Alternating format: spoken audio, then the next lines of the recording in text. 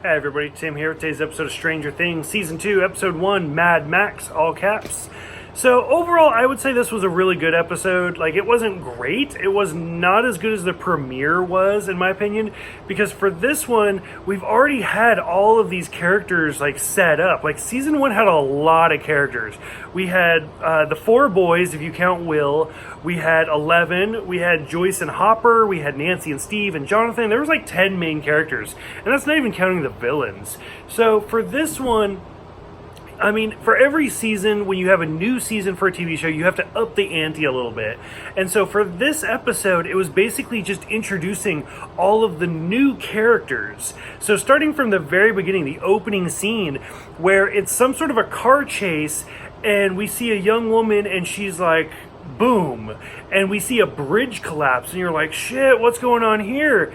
And then it turns out that the cops chasing her, like, the bridge didn't actually collapse. She implanted that thought that it did, and when the cop gets out of the car, the bridge is still fine. And then when her nose starts to bleed and she wipes her nose, it says 08, 008 on her arm. So like, if we have 11, now we have 8. So already we have a new character going on there. The opening scene I really liked because it was Dustin looking for quarters and getting with Lucas and Will and Mike and all of that, and they go to the arcade and they're playing Dragon's Lair. Now, I have a little bit of a history with this. So Don Bluth is my favorite director of all time. Like, you can like write that down. He did like Land Before Time and American Tail. Let's see, the Rooster, Rockadoodle. All Dogs Go to Heaven, great director, my favorite director, I love him. And he did Titan AE was his last movie. Anyways, he did the video game for Dragon's Lair. Now, the reason this is super interesting was because my birthday was like a week ago, and there's a barcade, if you will. It's an arcade where you can drink. And I went there, and my husband and I actually tried to play Dragon's Lair. And like, we were doing pinball with like Doctor Who pinball and the Star Trek The Next Generation pinball, all sorts of stuff. And I found Dragon's Lair, and I was like, this is Don Bluth's video game. I've heard of this, but I've never played it. And so we're sitting there and we're trying to play it, and I was like, oh, it's broken, like it's not working. And I even go and get the guy, and he's like, no, that's just the game, like it's hard as fuck. And so like, it's just, we couldn't figure it out. Like, we're not smart enough to figure out how to play an 80s arcade game. Eventually we did start to get it a little bit, but by the time I spent like $5 in quarters on this game, I was like, okay, I'm done. So anyways, I was super excited. And then watching this, I was like, oh, a bunch of 12-year-olds are rocking this game that I couldn't even get past the first level. So that's kind of cool. But anyways, I got super excited when I saw that. Just seeing his animation style is so well done. We see a little bit of Will being in the arcade, and he goes out the door, and he starts to go into the Upside Down. So, which is like in the last episode of season 1, we saw him where he starts having these flashes, and he like threw up the leech thing. Well, now he's going outside, and he's having these flashes of being in the Upside Down. We see Hopper again.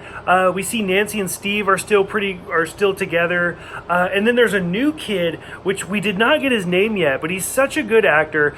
He played the Red Power Ranger in the newer Power Rangers movie that came out a few years ago, which was a great movie.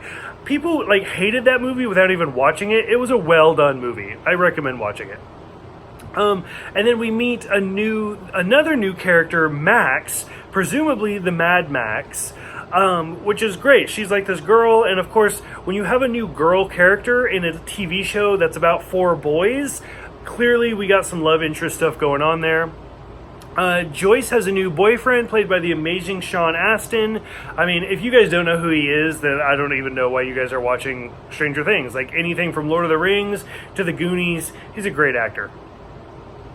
We start to get a little bit of plot development where Hopper gets called because all of these pumpkins are being killed. We see Nancy and Jonathan that are still friends, so that's great. What really kind of like started to pique my interest was Joyce picks Will up from school, which I'm really glad that they're including Will, because he almost had like one of the Hangover type moments, if you guys saw that movie, where like the main character is not in the first movie, and then when you get to the second movie, you're like, well shit, what do we do? Because we have no character development. And I was kind of worried that Will wasn't going to be included in like future seasons, but they do. I mean, as far as this episode is, he's really included, and they are doing character development with him. So that makes me super excited that they're just not like, oh, he's that character that just gets kidnapped, and then everything revolves around him. So I was really happy about that. So Joyce picks up Will, and then we see Hopper, and the three of them go into a hospital where we meet another new character, presumably the villain, because he just has that air about him where it's Paul Reiser, plays Dr. Owens. I know him. I instantly think of Mad About You with like Helen Hunt and stuff, but he was also in Aliens and some other stuff like that, where again in Aliens he was like that good doctor character, and then he ends up being the villain of the series. So that was kind of cool. And I'm pretty sure he's going to be the villain in this, because we also see him kind of go to like that portal where we see the Upside Down, and they're like hosing it down with fire and stuff. So there's more to Dr. Owens than that we know of so far. And I'm really kind of interested in some of the relationship breakdowns in this, because we see Dustin and Lucas, both are attracted to Max. So there's already kind of a love triangle going on here, where Dustin and Lucas both are after her. We already know that Mike is after 11, like those two are together, they're a good couple. And then we don't really see anything from Will, which I feel like is also some character development. We didn't see much of him in the first season, so we don't really know like who he has a crush on or anything like that. And there's always the rumors where, like, in the first season, they had implied him being gay numerous times, where Joyce would talk about how Lonnie would call him, like, a fairy and sensitive and stuff like that. So I think it's kind of interesting that we see the boys pairing up with all the girls, and Will's kind of left on his own. I loved the scene where Mike is in trouble at home. They're doing the dinner scene, and Mike's dad is talking to them, and he's like, well, if your friends jumped off a cliff, would you? And he doesn't really answer, because they were like talking to him about like, oh, like you got caught for doing graffiti. Everybody does graffiti in the bathroom. Well, if your friends jump off a cliff, would you do it? He did jump off a cliff just to save his friend in the last season. So that was kind of a good scene. I like that. Nancy and Steve going over to Barb's parents was really intense. Like, it was really sad. And to be honest with you, like I talked about it in my first season reviews, I'm kind of burnt out on Barb. Like, I don't get the appeal. Like, justice for Barb, like, I mean, I was all about justice for Benny. Like, I didn't get all of it. And I mean, we're starting to see more of that. We see Mike try to get a hold of 11, and he says it's been 352 days since they last saw each other. So it's basically been a year since the last episode of the first season. So that's kind of important. Dustin hears some strange noises in the background, presumably a new pet. Could be a possum. Who knows what it is? We'll find out soon. Jonathan talks about Will and how he's the zombie boy, which is kind of a really like heartbreaking scene where he talks about like it's okay to be a freak, like you don't have to be normal.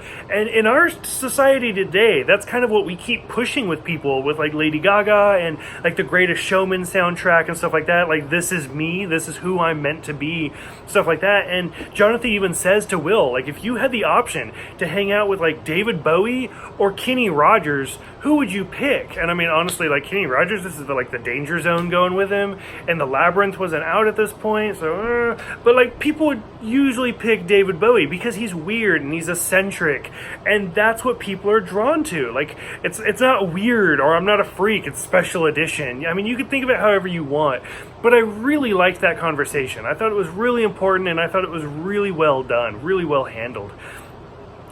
We see Will once again in the Upside Down. He has another flash, and this time he sees like a giant storm and even like some big cloud monster off in the distance. So clearly some shit's going down for this season. Hopper goes home in the final scenes for this episode, and he's got booby traps all over the place. And you're like, oh, what's going on here? and he's talking to somebody, and he's like, hey, what did we talk about? We got to have dinner before dessert. And 11 comes out of the bedroom and sits down with him, and she's got hair growing, and she looks really good. She looks really healthy. In the last episode of the first season, we saw him leaving food for her, so we already know, and evidently she's now been living with him. Has it been the whole year? Who knows? Hopefully we find out. But overall, like, some major stuff's going down, and some really good, like, bait to get you going into this season. So overall, I'm super excited to watch this season. I hope you guys are excited to watch it with me. Most of you have already seen it. Most of you had already seen the third season, but you guys are way ahead of me. So thank you guys for everything, and I will see you guys next time for Trick or Treat, Freak.